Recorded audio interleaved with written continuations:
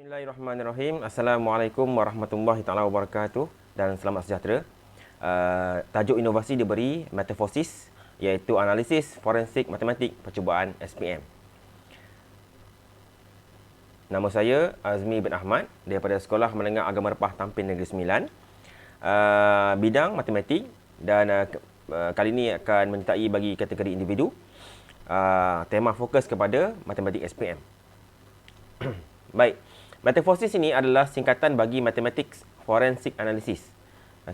Dan merupakan kaedah analisis perbandingan pencapaian murid dalam beberapa siri ujian atau peperiksaan. Ia sebenarnya adalah kaedah untuk kita membuat perbandingan, analisis bagi menentukan ataupun mencari punca permasalahan yang dihadapi oleh pelajar untuk meningkatkan prestasi akademik mereka, khususnya dalam peperiksaan SPM. Menggabungkan elemen teknikal dan taktikal bagi meningkatkan pencapaian murid, khususnya dalam peperiksaan matematik SPM. Baik, kita pergi lanjut tentang bagaimana inovasi ini digunakan. Inovasi ini adalah menggunakan kaedah perbandingan analisis. Kaedah perbandingan analisis, di mana analisis itu kita bentangkan di hadapan pelajar. Jarang sekali kita lihat di sekolah-sekolah apabila kita buat satu data itu dibentangkan di hadapan murid.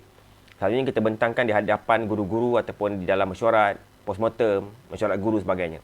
Jadi, kita buat analisis ini adalah untuk dibentangkan di hadapan pelajar, untuk mereka tahu kekuatan dan kelemahan masing-masing. Yang pertama adalah guru mesti bentangkan rekod GPMP, pencapaian SPM. Dan nyatakan di manakah ataupun apakah sasaran GPMP tahun semasa. Kemudian kita akan perlu buat ujian diagnostik satu. Ujian diagnostik ini kita rancang dan kita laksanakan di dalam kelas, mengikut format SPM. Kemudian daripada ujian diagnostik pertama itu guru akan meletakkan kedudukan murid-murid berdasarkan grade mereka dan juga GPMP yang mereka capai dalam ujian diagnostik yang pertama. Ini semua dibentangkan di hadapan murid. Kemudian murid-murid akan menghadapi peperiksaan percubaan SPM, dan hasil daripada peperiksaan percubaan SPM itu, murid-murid akan dapat lihat sekali lagi, guru akan bentangkan rekod ataupun grade mereka berdasarkan pencapaian mereka dalam percubaan dan berserta dengan GPMP-nya sekali. Dan di sinilah metaforsis itu berperanan, di mana guru akan membuat perbandingan analisis pencapaian ujian diagnostik yang pertama dengan percubaan SPM. Jadi kat sini murid-murid akan dapat lihat sendiri di manakah kekuatan dan kelemahan masing-masing untuk diperbaiki. Kemudian dalam semasa percubaan SPM, selepas itu guru akan membentangkan kepada murid analisis item. Contohnya macam ni, kita bentang dulu analisis item untuk kata satu, di mana saya dah asingkan ikut warna. Bagi setiap topik yang ditanya dalam soalan percubaan SPM kata satu. Bagi yang berwarna hijau tu adalah peratus murid yang dapat jawab betul adalah tinggi. Manakala yang berwarna kuning adalah peratus murid yang dapat jawab betul sederhana. Dan untuk yang merah itu adalah peratus murid yang dapat jawab betul adalah rendah. Jadi guru dapat beri tumpuan untuk topik-topik yang berwarna merah itu. Kemudian kita akan bentangkan analisis item percubaan SPM bagi kertas 2 pula. Kita akan buat analisis kertas 2 dan kita bentangkan di hadapan murid-murid kita. Sama juga, yang berwarna hijau itu adalah untuk murid yang dapat markah penuh. Manakala yang berwarna kuning adalah murid yang mendapat markah sederhana. Tapi dapat markah yang tak penuh lah. Dan yang merah tu adalah murid yang tidak dapat sebarang markah. Kosong lah maksudnya.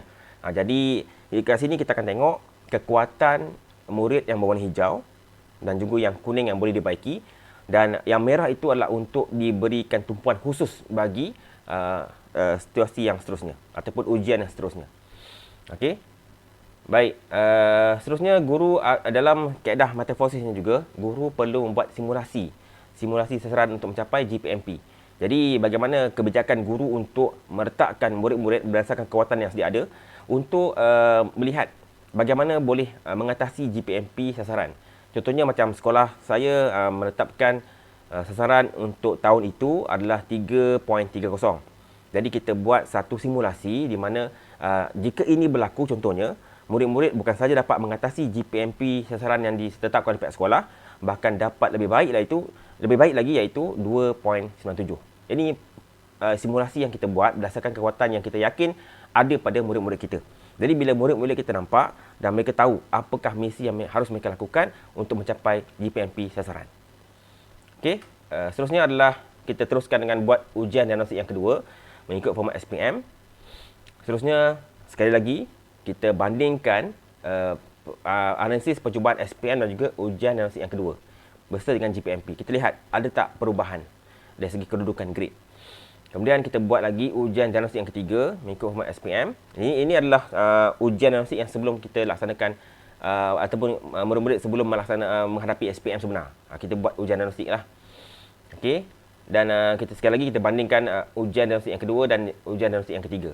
Dan kita lihat ada lagi peningkatan ketara dalam kalangan murid-murid. Mereka bergerak daripada aras yang rendah sekarang mereka bergerak ke aras yang tinggi.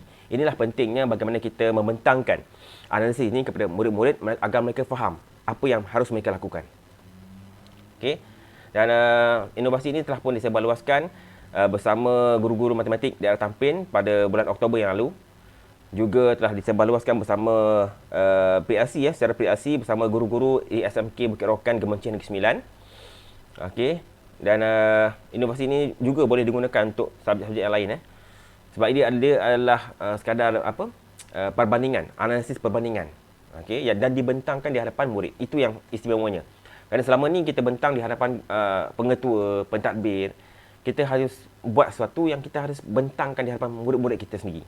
Sebab mereka lah yang akan mencorakkan pencapaian SPM sekolah. Jadi mereka harus tahu kekuatan dan kelemahan masing-masing.